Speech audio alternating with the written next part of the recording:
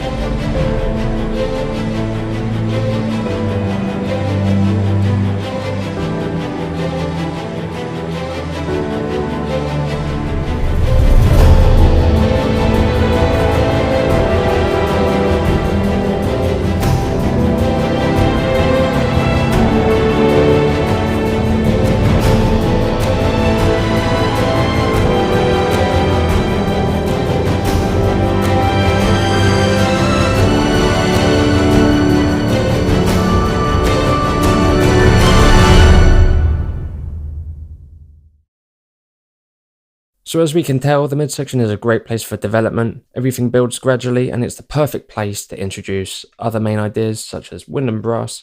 But let's start by looking at the piano.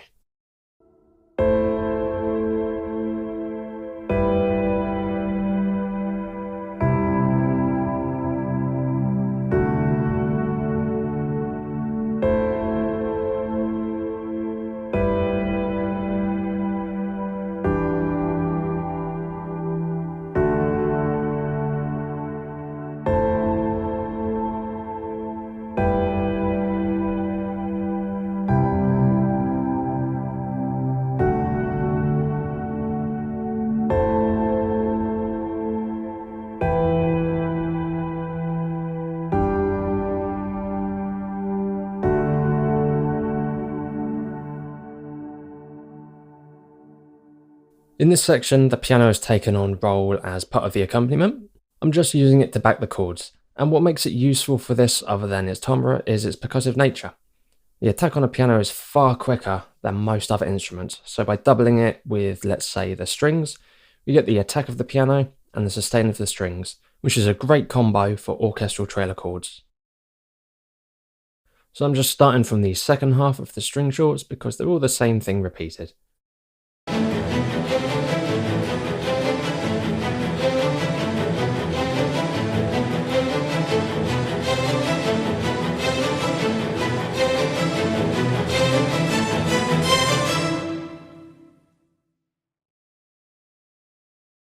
This is the same as the intro, just more strings playing. The thing you have to be careful about with this is you have to make sure you can bring in interest from other areas of your track so to disguise it and its repetitive nature. Remember, in this case, I'm using the string shorts primarily for rhythmic purposes, but their melodic nature adds a welcome addition to the harmony of the track. On the subject of realism, notice how these notes are slightly longer than the others.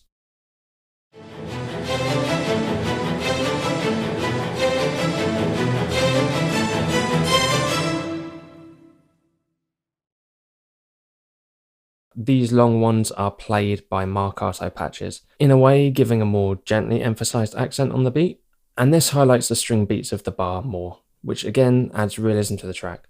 So mess around with different types of articulations in your tracks like marcatos, spiccatos and staccatos, and often you'll get a far more convincing result out of it.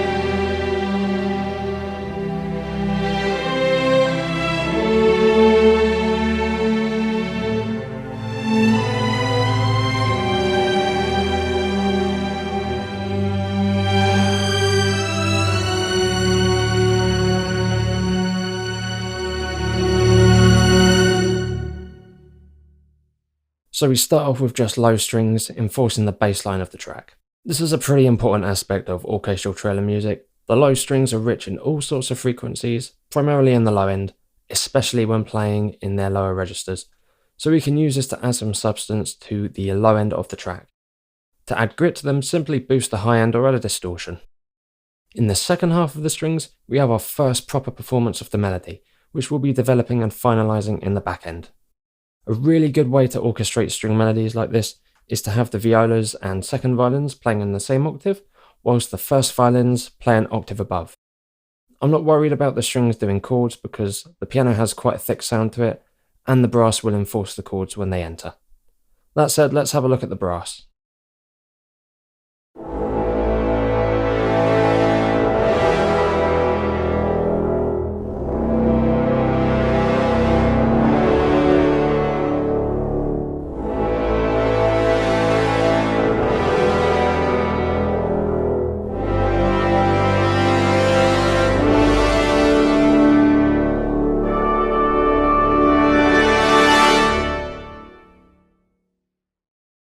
We have really warm chords to back up the piano and fill out the mix some more. Low brass are playing the bass notes along with the low strings, whilst the trombones and horns are playing chords in the middle of their ranges. Trombones and horns doubling together or an octave apart doubling the same notes are a really good technique for thickening the chord structure. The trumpets join in on the last chord to provide extra power during the crescendo.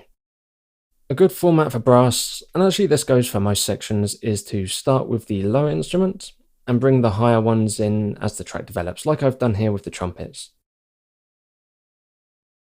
This is a really solid technique for building up. You could always bring in a brass instrument to join in with the melody as well here, but I've chosen not to because I want more room to build up for when we get to the back end. Generally speaking, the lower the sound is, the warmer.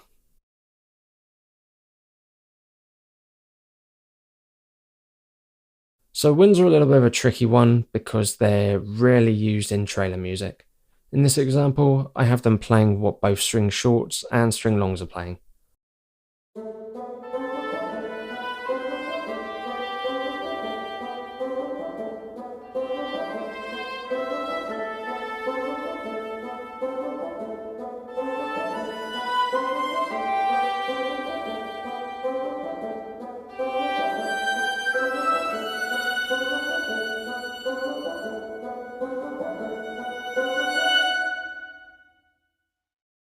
Other things you can do with them might include swirls and runs, atonal effects and solos. If you're going to have them playing swirls and runs, be careful not to overdo it. But for now, this is how I think they best suit the track. They add an extra layer of texture to the current strings, providing a warmer sound to the mix.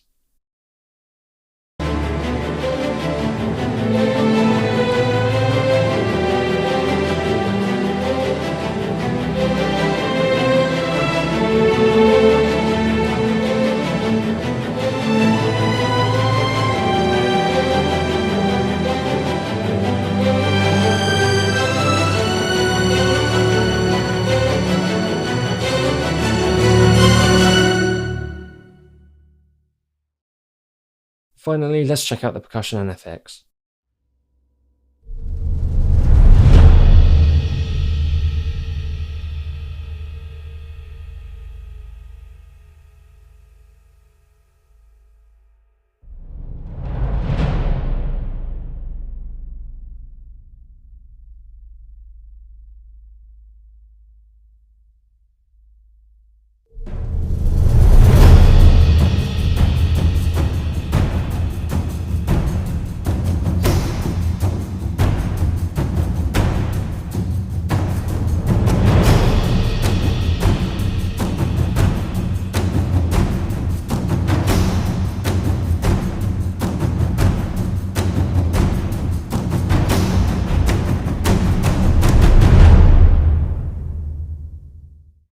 To begin with, we haven't got anything exceptionally interesting, with a couple of swells in the cymbals and some hybrid percussion swells over 16 bars, but it's enough to help set the mood.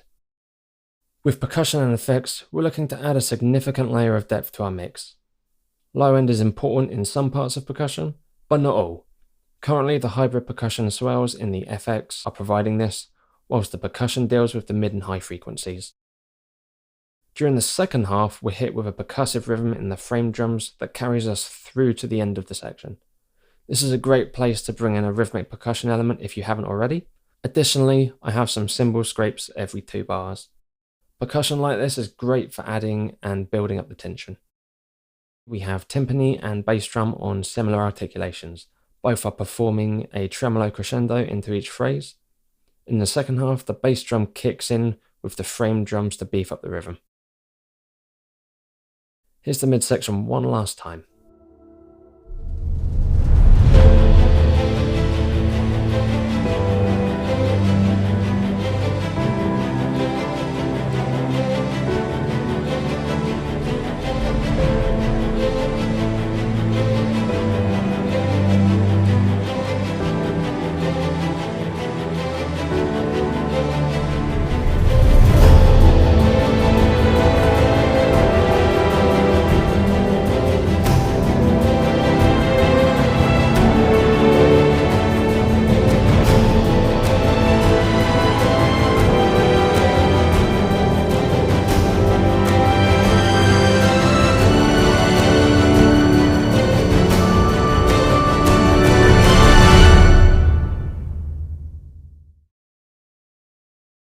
Okay, so some things to think about. The number one rule still applies here: simplicity. Even though it's orchestra driven, we still need to think of it as trailer music, so think hits and edit points. There's more room for development and introducing new ideas or instruments here. Start adding hybrid effects, but keep it clean and keep it minimal. That rounds off this lecture in the orchestral midsection. I'll see you in the next lecture, which will be checking out the back end and the outro of our track.